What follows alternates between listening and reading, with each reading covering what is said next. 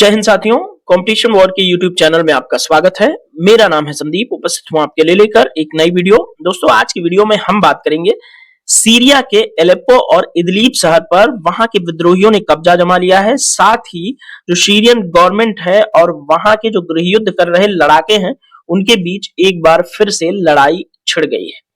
दोस्तों, इस वीडियो के अंदर आप समझेंगे सीरियन गृह युद्ध की पूरी कहानी और साथ ही इस गृह युद्ध के अंदर पार्टिसिपेट कर रहे कुछ इंटरनेशनल जो प्लेयर्स हैं, चाहे वो अमेरिका हो, ईरान हो, रशिया हो या कुर्द हो या फिर हो टर्की, जो कि एक इस क्षेत्र के अंदर एक महत्वपूर्ण प्लेयर के रूप में है।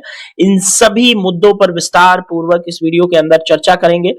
आज आपको टर्की के मैप के साथ टर्की के गृह युद्ध के कारणों पर, गृह युद्ध के समाधान पर, इन सभी मुद्दों पर एक ब्रॉड अंडरस्टैंडिंग डेवलप होने वाली है इस वीडियो के थ्रू।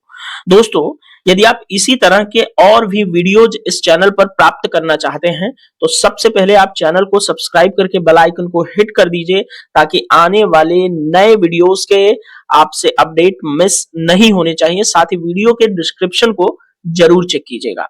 तो आइए चलते हैं और बात करते हैं विस्तार पूर्वक सीरियन गृह युद्ध के बारे में। दोस्तों, हम अपनी बातचीत की शुरुआत न्यूज़पेपर की एक कटिंग के माध्यम से करेंगे, जहां पर आपको स्पष्ट तौर पर लिखा हुआ दिख रहा है कि सीरिया में एलेप्पो पर विद्रोहियों का कब्जा। और यहां पर देखिए, विद्रोहियों ने एलेप्पो शहर पर कब्जा करने के बाद किस तरह से उनकी जो है खुशी उनके चेहरों पर स्पष्ट झलक रही है। थोड़ा सा मुस्कुराते हुए अंदाज में कार के ऊपर AK-47 लेकर सवार विद्रोही आपको दिख रहे हैं। 4 वर्ष बाद फिर सीरिया में छिड़ गई है लड़ाई और रूसी विमानों की बमबारी। यहां पर देखिए, रूसी विमान यानी कि इंटरनेशनल प्लेयर सीरिया के अंदर इन्वॉल्व है।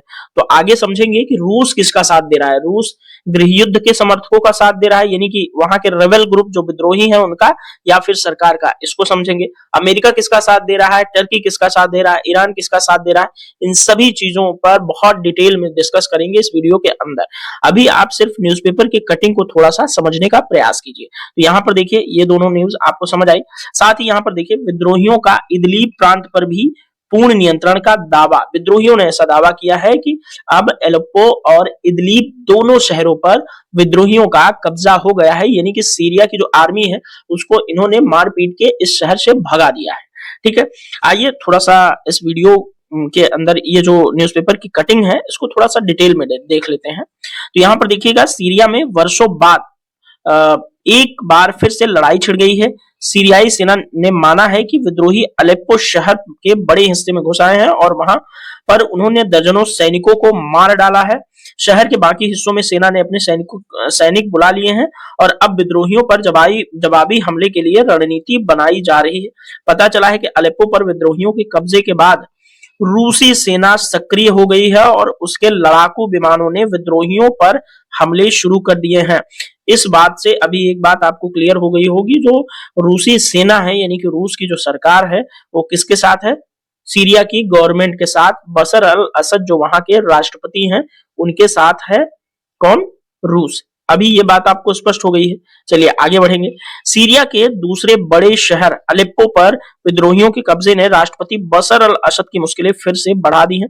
अलेप्पो पर ताजा हमला इस्लामिक संगठन है हयात तहरीर अल शाम, इसके लड़ाकों ने किया है। विभिन्न सशस्त्र गुटों के कब्जे वाले देश में करीब 4 वर्षों के बाद लड़ाई फिर से छिड़ गई है। उससे पहले सीरिया की सरकारी सेना ने रूस और ईरान के सहयोग से असद विरोधी विद्रोह को दबा दिया था। तो किसके किसके सहयोग से? रूस और ईरान के सहयोग से। तो रूस का स्टैंड आप समझ गए होंगे कि किसके साथ है, सीरिया की गवर्नमेंट के साथ, और ईरान का भी जो कंसेंट है वो सीरिया की गवर्नमेंट यानी कि बशर अल असद जो वहां के राष्ट्रपति हैं उन्हीं के साथ है। ठीक है, अब आगे बढ़िए, और भी प्लेयर्स धीरे धीरे खुलकर आने वाले हैं। सीरिया की सेना ने कहा कि दोस्तों उसकी बमबारी से विद्रोहियों को अलेप्पो से आगे बढ़ने में मुश्किलें आ रही हैं और वे किसी स्थान पर अपने कब्जे को मजबूत नहीं कर पा रहे हैं। विद्रोही सूत्रों के अनुसार उन्होंने इदलिब प्रांत के मरात अल नूमन शहर को भी सरकारी सेना से छीन लिया है। इस प्रकार से पूरा प्रांत विद्रोहियों के कब्जे में आ चुका है। विद्रोहियों का दावा अगर सही है तो यह राष्ट्रपति असद के लिए एक बड़ा झटका है। इस बीच रूस ने असद को आश्वस्त किया कि 72 घंटों के अंदर वह अतिरिक्त सैन्य सहायता सीरिया को भेजेगा और रूस दोस्तों पिछले 3-3.5 वर्षों से लगातार यूक्रेन के साथ खुद युद्ध में इन्वॉल्व है।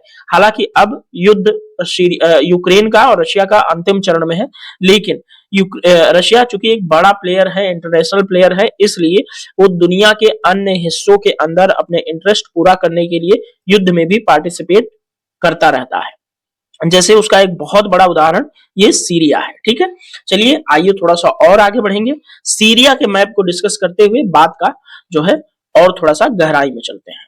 जब हम किसी न्यूज की बात करें तो हमारे लिए बहुत महत्वपूर्ण हो जाता है उस क्षेत्र का नक्शा यानी कि मानचित्र, जिसे हम समझें कि किस क्षेत्र के अंदर आखिर ये बात चल रही है। तो यहाँ पर जो आप पूरा रीजन देख रहे हैं, ये पूरा मिडिल ईस्ट कहा जाता है, मध्य पूर्व कहा जाता है, दुनिया का मध्य पूर्व। ठीक है, और दुनिया के इस मध्य पूर्व के अंदर जो महत्वपूर्ण प्लेयर हैं, उनमें से आपको दिखेगा ईरान, टर्की, मिस्र, सऊदी अरबिया। ठीक है, इनको ये 4 कोने लगा लो। ठीक है, उसके बाद आपको इसी घेरे के अंदर मध्य पूर्व की पूरी कहानी सिमटी हुई दिखेगी, और इसी घेरे के अंदर सबसे ज्यादा डिस्टरबेंस है। यहां पर आप लाल सागर देख रहे हैं। ठीक है, लाल सागर कुछ लोकेशन में आपको बता दे रहा हूं, और ये है ईरान के बगल में आपके फारस की खाड़ी। ठीक है, फारस की खाड़ी। ओके, फारस की खाड़ी, और यहां पर आपको भूमध्य सागर दिख रहा है। ऊपर आपको टर्की के ऊपर लाल ब्लैक सी दिख रहा है। ब्लैक सी के जो है बगल में यहां पर उत्तर की तरफ आपको एक पेनिनसुला दिख रहा है, प्रायद्वीप दिख रहा है, जिसे हम क्रीमिया के नाम से जानते हैं। क्रीमिया, ठीक है, क्रीमिया प्रायद्वीप, और यहाँ पर कैस्पियन सागर। आई होप आपको अभी तक चारों तरफ की लोकेशन क्लियर हो गई होगी। और यहाँ पर देखेंगे तो आपको लेबनान ये यहाँ पर दिखेगा, और इजराइल एक महत्वपूर्ण प्लेयर इस क्षेत्र का। ठीक है, यहाँ पर आपको जॉर्डन, और जहां की घटना की हम बात कर रहे हैं वो सीरिया है। सीरिया की राजधानी आप लोगों को याद रखना है दमिश्क, और सीरिया के आसपास के बॉर्डर कंट्रीज के बारे में आपको जरूर याद रखना है। सीरिया जो है अपनी बाउंड्री इजराइल दक्षिण के अंदर इजराइल और लेबनान के साथ शेयर करता है, और इधर आप पश्चिम में भूमध्य सागर से सीरिया की बाउंड्री लगती है, ये ध्यान रखिएगा, और उत्तर में तुर्की के साथ काफी बड़ी बाउंड्री शेयर करता है सीरिया। और जब पूर्व में जाएंगे, पूर्व और दक्षिण पूर्व में, तो आपको सीरिया जो है इराक के साथ और दक्षिण में जॉर्डन के साथ अपनी बाउंड्री शेयर करता हुआ दिखेगा। तो आई होप सीरिया का जो मैप है मोटा मोटा वो आपको समझ में आया होगा। अच्छा, रशिया जो है, रशिया यहाँ क्रीमिया पर इस समय 2014 से अभी तक रशिया का कब्जा है, और ये वाला एरिया जो है संभवतः जो है यूक्रेन का है। ठीक है, यूक्रेन का है, और ये रूस है। ठीक है, जहां बगल में ये रूस है। तो सोचिए कि रूस का सीरिया के अंदर क्या इंटरेस्ट हो सकता है, जो सीरियन गवर्नमेंट का साथ दे रहा है रूस। तो दोस्तों, रूस की नौसेना का बेड़ा जो है ये मेडिटेरियन सी जो है भूमध्य सागर यहां पर है। ठीक है, समथिंग मैं पॉइंट करता हूं जगह, समथिंग यहां पर। ठीक है, यहां पर इस जगह पर रूस का नौसैनिक अड्डा है। तो रूस के नौसैनिक अड्डे की सुरक्षा भी करनी है, और सीरियन गवर्नमेंट की मदद भी करना है, और यहाँ पर इस क्षेत्र के अंदर अमेरिका के खिलाफ में जाकर के एक महत्वपूर्ण प्लेयर के रूप में उभरना है रूस को। मतलब उभरना क्या है, प्लेयर तो है ही है रूस, तो इसलिए रूस का यहाँ पर इंटरेस्ट है। ईरान जो है लेबनान के अंदर स्थित अपने प्रॉक्सी हिजबुल्लाह के माध्यम से भी सीरिया के अंदर जो है सीरिया की जो गवर्नमेंट है उसका साथ देता रहता है, यानी कि वहां के जो विद्रोही हैं, गृह युद्ध के समर्थक लोग, उनको मारपीट करने में ईरान इधर जो है साथ देता रहता है। अब यहाँ पर मुख्य प्लेयर आपको सऊदी अरब दिखेगा। सऊदी अरब अमेरिका का अच्छा खासा चमचा है। ठीक है, सऊदी अरब अमेरिका का अच्छा खासा चमचा है, और यहीं पे बगल में आपके कतर है। ठीक है, कतर यहाँ पर कतर है। तो सऊदी अरब और कतर मिलकर के यूएस के साथ यहाँ पर सीरियन गवर्नमेंट के खिलाफ लड़ते हैं। और टर्की के आप जब टर्की वाले हिस्से को यहाँ जब देखेंगे, यहाँ पर तो ज्यादातर कुर्द लोग जो है यहाँ पर आपको मिलेंगे। वैसे तो पूरे मिडिल ईस्ट के अंदर कुर्द आबादी आपको देखने को मिलेगी। कुर्द आबादी एक ऐसी दुनिया की बड़ी आबादी है जो राज्य विहीन है, राज्य विहीन आबादी है। ठीक है, राज्य विहीन आबादी है, और ये यहाँ पर अपने क्षेत्र के अधिकार के लिए लड़ती रहती है, उस एक क्षेत्र को ये क्लेम करती है।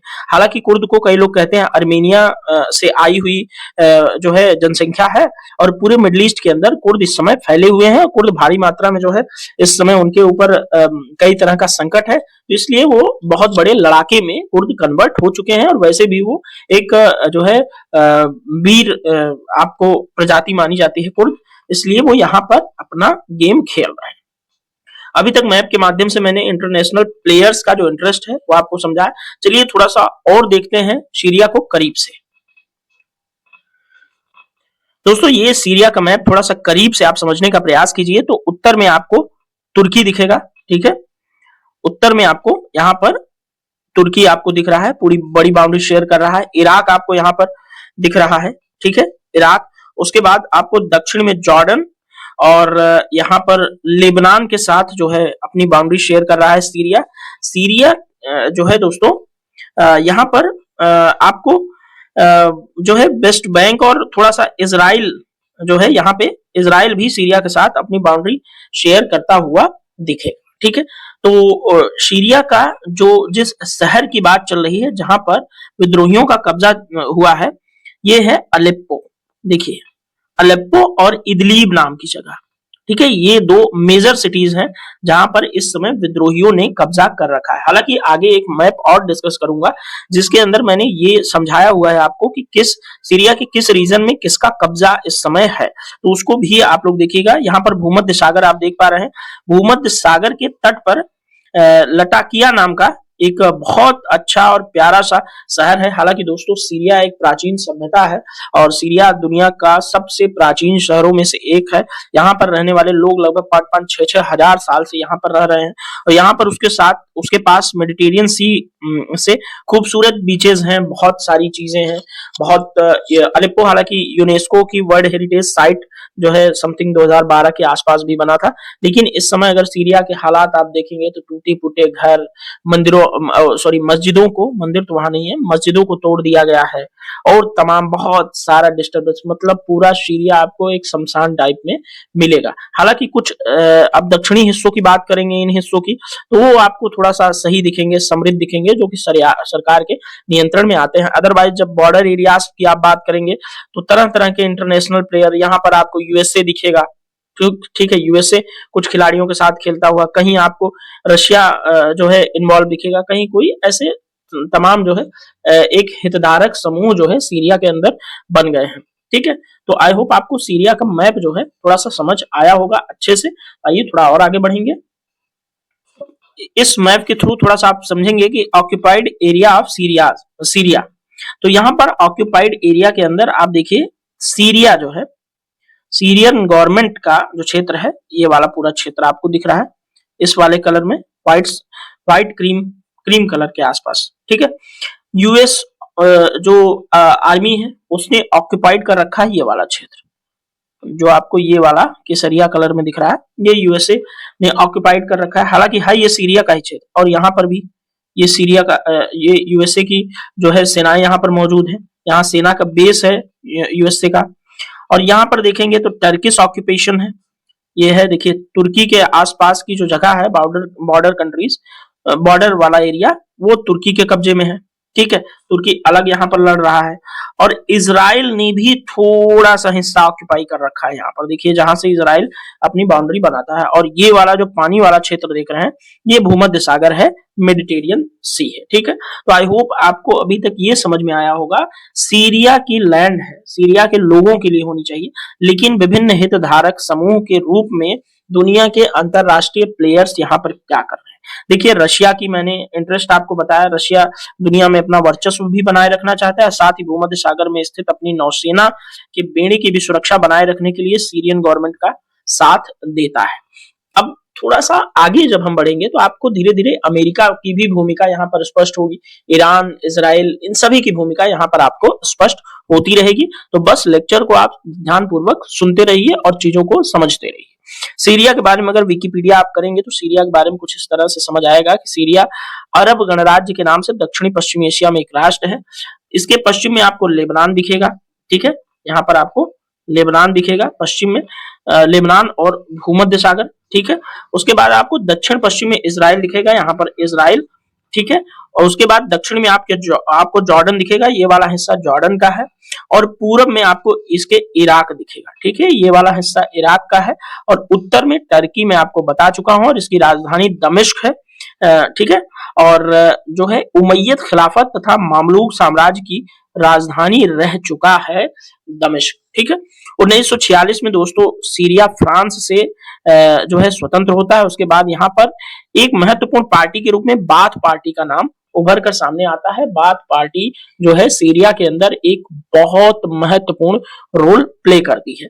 1963 से जो है यहाँ आपातकाल लागू हुआ, जिसके कारण 1970 के बाद से यहाँ के शासक असद परिवार के ही हुए, ठीक है। बशर अल असद इस समय बशर अल असद शासक है वहां पे, यानी कि राष्ट्रपति हैं, क्योंकि अध्यक्षीय शासन प्रणाली का पालन करता है सीरिया।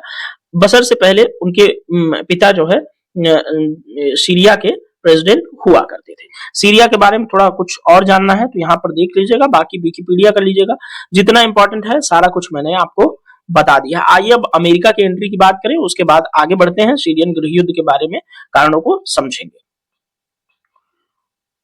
कुछ टेक्स्ट के माध्यम से थोड़ा सा वर्तमान जो घटनाक्रम है या थोड़ी सी जो कहानी है सीरिया के अंदर, उसको मोटा मोटा समझते चलते हैं। तो 2011 में सीरिया में गृह युद्ध का शुरुआत होता है अरब क्रांति के साथ सीरिया में, ठीक है। सीरिया के लोगों ने 10 साल से सत्ता में काबिज बशर अल असद के खिलाफ जो है विद्रोह प्रदर्शन शुरू कर दिया। इसके बाद फ्री सीरियन आर्मी के नाम से एक विद्रोही गुट जो है बना, किसके खिलाफ? सीरिया के जो शासक हैं यानी कि राष्ट्रपति हैं बशर अल असद के जो है खिलाफ फ्री सीरियन आर्मी बनी वहां के लोगों की।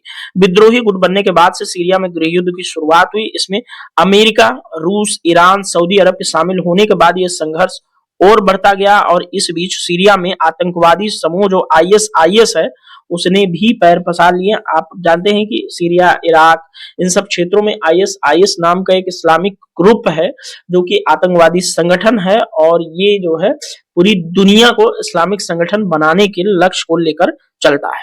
2020 के सीजफायर के समझौते के बाद दोस्तों यहाँ सिर्फ छिटपुट झड़प हुई थी। संयुक्त राष्ट्र की रिपोर्ट के मुताबिक 1 दशक तक चले गृह युद्ध में 3 लाख से भी ज्यादा लोग मारे गए। इसके अलावा लाखों लोगों को विस्थापित भी होना पड़ा सीरिया के अंदर। आइए थोड़ा अलेप्पो के बारे में समझते हैं।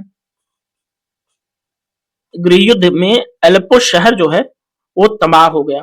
1986 में इसे यूनेस्को की विश्व धरोहर सूची का दर्जा मिला था। सॉरी, वहां पर मैंने 2012 कहा था, लेकिन दुनिया के सबसे पुराने शहरों में एक अलेप्पो 2012 के आते आते सीरियन गृह युद्ध की एक खास जगह बन गया। तो अलेप्पो शहर जो है दोस्तों 1986 में ही यूनेस्को के विश्व धरोहर सूची के अंदर शामिल हुआ था।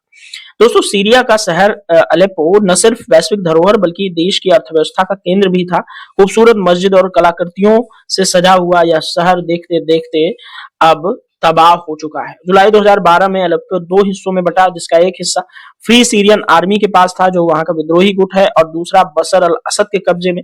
सरकार की मदद करने वाले देशों की बात करें तो रूस है, ईरान है, इराक है, अफगानिस्तान है, लेबनान है और पाकिस्तान है। वहीं विद्रोहियों की मदद करने की बात करें यानी कि सीरियन सरकार के खिलाफ जो है वो इंटरनेशनल प्लेयर्स में अमेरिका है, सऊदी अरब है, तुर्की है। इन सब से जो है अमेरिका, सऊदी अरब, तुर्की जो है वहां के विद्रोहियों का साथ देते हैं। सरकार के हवाई हमलों में वह सारी खूबसूरत कलाकृतियां, मस्जिद, सांस्कृतिक धरोहर खो गई जिसके लिए अलेप्पो नाम का शहर जाना जाता था।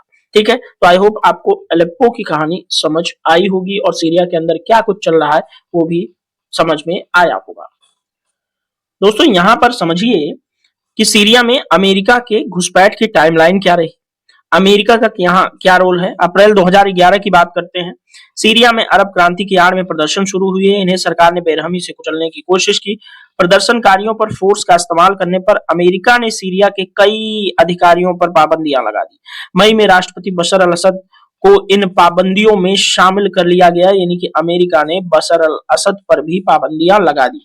अब आता है अगस्त 2011, जब अमेरिका और पश्चिम में उसके साथियों ने पहली बार आधिकारिक तौर पर बशर अल असद को सत्ता छोड़ने के लिए कहा। इसके बाद अक्टूबर में अमेरिका के एम्बेसडर को सुरक्षा कारणों का हवाला देते हुए वापस बुला लिया गया। सीरिया ने भी अपने एम्बेसडर को वाशिंगटन से वापस बुलाया। अगस्त 2013 के अंदर दोस्तों सीरिया की सरकार पर दमिश्क में केमिकल अटैक का आरोप लगता है। अमेरिका के मुताबिक इसमें 1400 लोग मारे जाते हैं। पहले चेतावनी देने के बावजूद अमेरिका में लास्ट मिनट पर सीरिया पर जो हमले हैं वो रोक देता है। सितंबर 2014 में अमेरिका और उसके साथ कुछ अरब देश आईएसआईएस से लड़ने के लिए सीरिया में हवाई हमले शुरू कर देते हैं। इसके बाद अकेले अमेरिका ही सीरिया में अपने 2000 सैनिकों को तैनात कर देता है। इस तरह से ये कहानी अमेरिका के सीरिया के अंदर एंट्री की है। देखिए यहाँ पर केमिकल अटैक वाली घटना जो है वो अमेरिका कहता है कि जब असद सरकार ने वहां के लोगों पर केमिकल अटैक किया तो उनके मानवाधिकार उल्लंघन हुए, ठीक है, उनके ऊपर जान माल का नुकसान आया। तो अमेरिका तो दुनिया का अपने आप को ठेकेदार समझता ही है, तो वो हर जगह ह्यूमन राइट वायलेशंस और अन्य सुरक्षा कारणों के नाम पर कूद पड़ता है। तो इसलिए अमेरिका की एंट्री ऐसे जो है सीरिया के अंदर हो जाती है। दोस्तों अभी तक आपने कई बार गृह युद्ध शब्द सुना, तो सीरिया के अंदर गृह युद्ध जो हो रहा है उसके कारण क्या है वो आपको समझने चाहिए।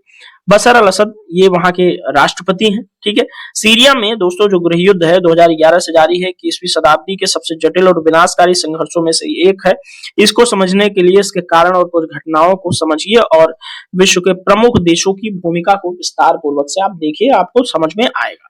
तो सीरिया के अंदर गृह युद्ध के पहले कारण पर बात करें तो दोस्तों सत्तावादी शासन है। यहाँ पर सीरिया में 1971 से बशर अल असद के पिता हाफिज अल असद और फिर सन 2000 से बशर अल असद का शासन है। यह शासन अलाइवाइट अल्पसंख्यक समुदाय का है, जबकि बहुसंख्यक सुन्नी समुदाय को राजनीतिक और आर्थिक अधिकारों से वंचित रखा जाता है। अब आप यहाँ पे समझिए कि जो बशर अल असद हैं, जो राष्ट्रपति हैं सीरिया के अंदर, वो एक विशेष समुदाय अल वाइट से आते हैं जो कि सीरिया के अंदर अल्पसंख्यक है, लेकिन वहां पर सुन्नी मुस्लिमों की आबादी बहुसंख्यक है सीरिया के अंदर। इसलिए जो है सुन्नी मुसलमान चाहते हैं कि सुन्नियों का शासन हो, न कि अलवाइट का। लेकिन अलवाइट अल्पसंख्यक समुदाय से जो बशर अल असद आते हैं वो सीरिया के अंदर गद्दी छोड़ने के लिए बिल्कुल राजी नहीं है, ठीक है। तो आई होप आपको सीरिया के अंदर सत्तावादी शासन जो गृह युद्ध का पहला कारण है वो समझ में आया होगा। दूसरा कारण समझिए, अरब स्प्रिंग 2011 के अंदर अरब राष्ट्रों में लोकतंत्र और मानवाधिकारों के लिए एक जन आंदोलन शुरू हुआ। सीरिया में भी इस आंदोलन ने जोर पकड़ा। लोगों ने असद सरकार के खिलाफ प्रदर्शन शुरू किए, जिनका जवाब हिंसक दमन से दिया गया।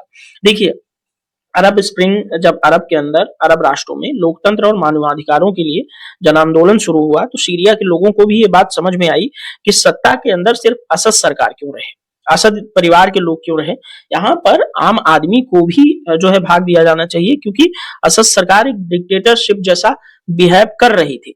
इसलिए अरब के सीरिया के लोगों ने ही जो है असद सरकार के खिलाफ हथियार उठा लिए, ठीक है। और जब हथियार उठाए तो असद सरकार ने उसको उस विद्रोह को, अपने खिलाफ जो विद्रोह हुआ आम जनता का, उसको दबाने के लिए जो है रशिया का साथ लिया, ईरान का साथ लिया और उनको भीषण तरीके से, हिंसक तरीके से दमन किया गया। उसके बाद धीरे धीरे जो है वहां के लोग ही सरकार के खिलाफ विद्रोही बन गए। दोस्तों सीरिया में गृह युद्ध का तीसरा बड़ा कारण है सांप्रदायिक और धार्मिक विभाजन। धार्मिक और सांप्रदायिक विभाजन की बात करें तो सीरिया के अंदर दोस्तों अलावाइट जिस ग्रुप से, यानी कि जिस समुदाय से आते हैं बशर अल असद का परिवार, सुन्नी, शिया, कुर्द, अन्य समुदायों के बीच विभाजन बहुत ज्यादा है। असद सरकार ने इन विभाजनों का फायदा उठाते हुए अपनी सत्ता को बनाए रखने की कोशिश की। तो वहां पर विभिन्न धार्मिक समुदाय हैं। देखिए कुर्द वहां पर महत्वपूर्ण भूमिका निभाते हैं, ठीक है। शिया सुन्नी की लड़ाई है, अलवाइट की लड़ाई है। इस वजह से सीरिया के अंदर जो है गृह युद्ध छिड़ा हुआ है। इसका एक बड़ा कारण जो है धार्मिक और सांप्रदायिक विभाजन है। चौथे बड़े कारण में आप आर्थिक समस्याएं देखेंगे, क्योंकि गृह युद्ध है, युद्ध प्रभावित राष्ट्रों के अंदर बेरोजगारी, गरीबी और असमान विकास ये बहुत ज्यादा देखने को मिलता है। इससे क्या है, आम जनता में असंतोष बढ़ा है। फिर जो है प्राकृतिक संसाधनों पर नियंत्रण और सूखे जैसी समस्याओं ने भी काफी ज्यादा संकट किया हुआ है। इसलिए वहां के जो युवा हैं न चाहते हुए भी मजबूरन गृह युद्ध में पार्टिसिपेट करते हैं और सरकार के खिलाफ हथियार उठा लेते हैं। और दोस्तों इसी सब घटनाओं का मिला जुला परिणाम रहा वहां पर कई विद्रोही गुटों का उभार रहा, जैसे कि फ्री सीरियन आर्मी और कट्टरपंथी संगठनों में अल नुसरा फ्रंट, इस्लामिक स्टेट भी इसके अंदर शामिल हो गया। तो दोस्तों ये कुछ मिले जुले कारण है सीरिया के अंदर गृह युद्ध होने के। तो आई होप आपको यहाँ पर बहुत सारी चीजें अच्छे से डिटेल में समझ में आई होंगी। थोड़ा सा और डिस्कस करते हैं दोस्तों। सीरिया के अंदर वैसे तो अंतरराष्ट्रीय हस्तक्षेप अभी तक आप इस डिस्कशन के अंदर समझ गए होंगे, लेकिन अंतरराष्ट्रीय हस्तक्षेप को थोड़ा सा डिटेल में समझना बहुत जरूरी है। सीरिया के अंदर दो महत्वपूर्ण प्लेयर हैं, एक ये भाई साहब हैं पुतिन बाबू, और अगर कहीं पुतिन बाबू हो तो अमेरिका यानी कि बाइडन साहब का आना तय है। आप सब जानते हैं कि जग जाहिर है दुनिया में अमेरिका और रशिया की राइवलरी, इनका जो है राइवलरी जग जाहिर है। और उसके बाद जब ये दोनों लड़ेंगे तो वहां के आप जानते हैं कि पूरी दुनिया आज भी दो गुटों में ही बटी हुई है। वो अलग बात है गुट निरपेक्षता का पालन करते हुए बहुत सारे राष्ट्र स्वतंत्र रूप से, भारत जैसे राष्ट्र, ठीक है, स्वतंत्र रूप से दुनिया के अंदर अपनी विदेश नीति का पालन करते हैं, संचालन करते हैं, लेकिन इन दोनों का प्रभाव इस लेवल पे है कि दुनिया के कई जो गरीब देश हैं या छोटे देश हैं वो न चाहते हुए भी इन दोनों में से किसी एक का पल्ला पकड़ लेते हैं। तो तुर्की जो है सीरिया के उस क्षेत्र के अंदर एक महत्वपूर्ण प्लेयर है, तो इन्होंने अमेरिका का साथ पकड़ लिया, ठीक है। सऊदी अरब अमेरिका का चेला हाई है, कतर अमेरिका का चेला हाई है क्योंकि वो लोग पुंजवादी जो है ज्यादा है, और रशिया का चेला जो है ईरान पक्का वाला है। और ईरान बहुत सारे प्रॉक्सीज के माध्यम से मिडिल ईस्ट के अंदर अपने हितों को साधता है, जैसे उसने इजराइल के अंदर हूती विद्रोहियों को के माध्यम से जो यमन में बैठे हुए हैं, हिजबुल्ला जो आपका लेबनान में बैठा हुआ है, आपका हमास जो गाजा पट्टी में इजराइल के अंदर बैठा हुआ है, उसके माध्यम से, ठीक है, जो ईरान है वो अपने हित को साधता रहता है, ठीक है। और उसके बाद यहाँ पर सऊदी अरब और कतर की भी बातें आपको समझ में आ गई होंगी।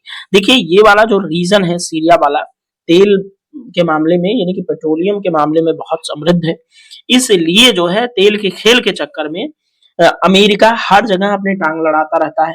रूस के अपने इंटरेस्ट हैं उस क्षेत्र के अंदर, टर्की अपने आप को मुस्लिम उम्मा का जो है खलीफा समझता है, ठीक है, तो ये अलग नेता बना रहता है। तो तमाम जो है यहाँ पर अंतरराष्ट्रीय हस्तक्षेप के चलते भी सीरिया की स्थिति एकदम बर्बाद है, ठीक है। और वहां पर कोई अगर पिस रहा है आम जनता, शरणार्थियों की समस्या, बेरोजगारी है, भूखमरी है, सूखा पड़ रहा है, बड़े मात्रा में बच्चे मारे जा रहे हैं, और तमाम चीजें ऐसी देखने को मिल रही हैं जो मानवाधिकारों को नेक्स्ट लेवल पे जाकर वायलेट कर रही है। तो आई होप आपको अंतरराष्ट्रीय हस्तक्षेप जो सीरिया के अंदर है वो बात भी समझ आई होगी। अब आइए थोड़ा समाधान पर हम बात कर लेते हैं। दोस्तों भारत का एक प्राचीन दर्शन है वसुधैव कुटुंबकम, यानी कि पूरा विश्व जो है एक गांव है, एक परिवार है। यदि परिवार की किसी एक हिस्से में भी डिस्टरबेंस है तो उस परिवार का संचालन सुचारू रूप से नहीं चल सकता। इसलिए बहुत जरूरी है कि दुनिया के जो मिडिल ईस्ट, मध्य पूर्व कहा जाने वाला एरिया है, जो प्राचीन सभ्यताओं का जो हिस्सा रहा है, उस एरिया का शांत होना बहुत जरूरी है वहां के लोगों की प्रॉस्पेरिटी के लिए, आजीविका के लिए और विकास के लिए। इसलिए इस क्षेत्र में शांति स्थापित होनी चाहिए। तो शांति स्थापित कैसी होगी? तो पहला समाधान है राजनीतिक समाधान।